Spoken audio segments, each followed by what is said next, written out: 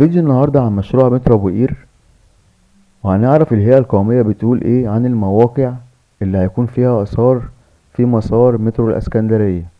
تابع معانا الفيديو للنهاية وريت اللايك والاشتراك عشان يوصلك كل جديد ان شاء الله.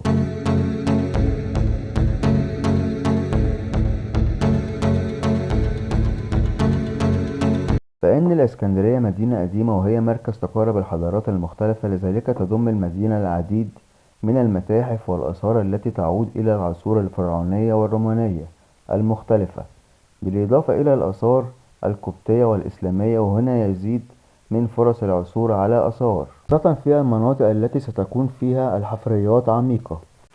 سيتم تنفيذ العديد من أنشطة البناء على مسار السكة الحديد وفي موقع البناء القديمة، لكن سيتم تنفيذ أعمال الحفر للمحطات الجديدة وإنشاء المستودع والجسور. أظهرت خرائط وبيانات مديرية الآثار وجود بعض المواقع الأثرية القريبة من منطقة المشروع، من أبو قير حتى محطة المندرة، ومن كفر عبده حتى محطة مصر.